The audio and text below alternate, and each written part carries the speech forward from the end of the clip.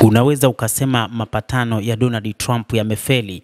Ni baada ya watu 74 kuuawa na wengine kujeruhiwa na maelfu kuyakimbia makazi yao katika mapigano mashariki mwa DRC.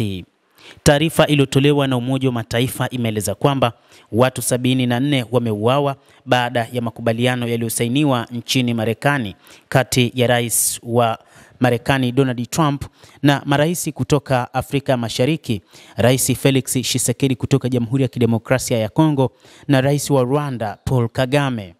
Angalau watu 74, wengi wao wakiwa raia, wameuawa na zaidi ya 100 wamejeruhiwa kutokana na mapigano ya karibuni mashariki mwa Jamhuri ya Kidemokrasia ya Kongo, kwa mujibu wa ripoti iliyotolewa na mratibu wa misaada wa Umoja wa Mataifa nchini Kongo siku ya Jumatatu. Mapigano kati ya vikosi vya DRC na waasi wa M23 kati ya Desemba 2 hadi 7 yalijumuisha matumizi ya silaha nzito na mashambulizi ya maroketi katika maeneo yenye watu wengi. Yaliathiri wilaya za Uvira, Walungu, Mwenga, Shabunda, Kabare, Fizi na Kalehe katika mkoa wa Kivu Kusini. Taarifa mpya inaonyesha kuwa mapigano haya yamesababisha zaidi ya watu 200,000 kukimbia makazi tangu Desemba 2, huku maelfu ya wengine wakikimbia nchi jirani ikiwemo Burundi na Rwanda. Hayo yanajiri katika mkoa ambao tayari una idadi ya watu milioni 1.2 waliokimbia makazi yao, kwa mujibu wa taarifa iliyotolewa na Umoja wa Mataifa. Katika taarifa hiyo, mratibu wa misaada ya Umoja wa Mataifa nchini DRC Bruno Lemarquis alitaka kulindwa mara moja idadi ya watu, hasa raia ambao wengi ni wanawake na watoto ambao wamekuwa wakidhurika kutokana na mashambulizi hayo.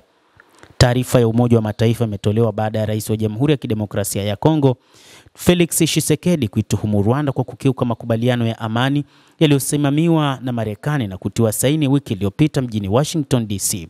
Makubaliano hayo yalisimamiwa na Rais Donald Trump yamekosolewa vikali na wachambuzi wengi wanaosema yamelenga zaidi kurahisisha uhamishaji wa madini adimu kutoka mashariki mwa DRC kuliko kuleta amani ya kweli katika eneo hilo. Trump mwenyewe amesema baada ya mapatano hayo kwamba makampuni ya kiteknolojia ya Marekani yataweza kuchimba madini DRC, jambo linaloweka wazi nia yake ya kupora madini ya nchi hiyo.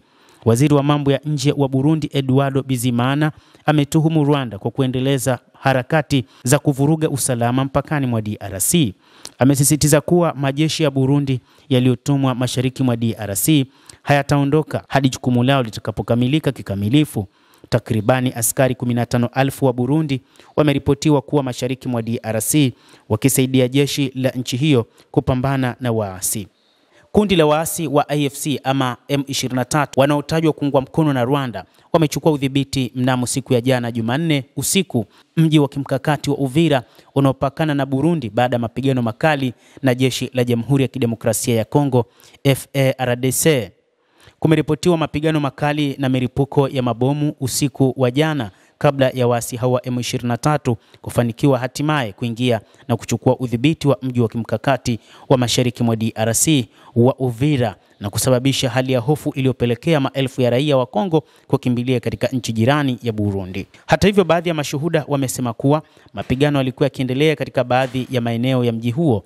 Kulingana na vyanzo mbalimbali vya kiusalama na kijeshi, wanamgambo hao waliingia Uvira wakitokea eneo la kaskazini, huku Marekani na mataifa kadhaa ya Ulaya yakiwahimiza waasi wa M23 kusimamisha mapigano mara moja na kuitaka Rwanda kuwaondoa wanajeshi wake kutoka eneo hilo la mashariki mwa DRC lenye utajiri mkubwa wa madini.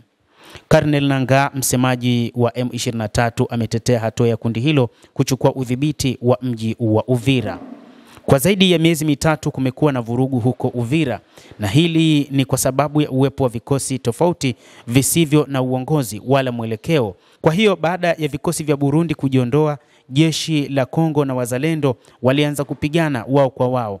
Inavyoonekana sasa wameamua kuachana na mji huo kutokana na hofu na kuwatekeleza raia. Labda mtu atajiuliza, tutakachokifanya sisi tutawalinda wananchi na hatutaruhusu vurugu hizi kuendelea kwa muda mrefu. Lazima tujipange ili kurejesha hali ya utulivu, alisema Kanali Colonel Nangaa.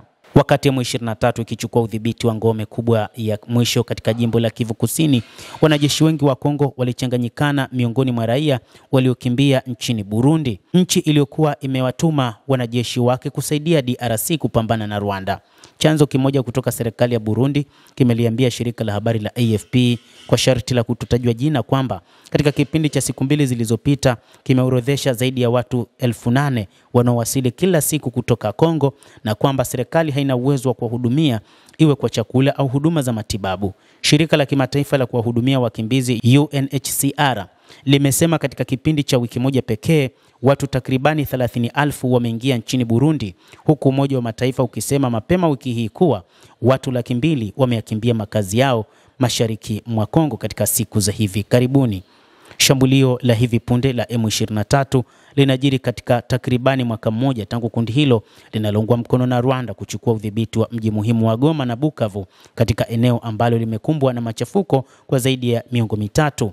Haya yanajiri pia ikiwa ni siku chache tangu marais wa Rwanda Paul Kagame na yule wa Jamhuri ya Kidemokrasia ya Kongo Felix Tshisekedi watie saini makubaliano ya amani mjini Washington. Endelea kutufuatilia na usisahau kulike, kucomment na kusubscribe channel yetu hii. Naitwa Adam Hussein, endelea kuwa nasi wakati wote.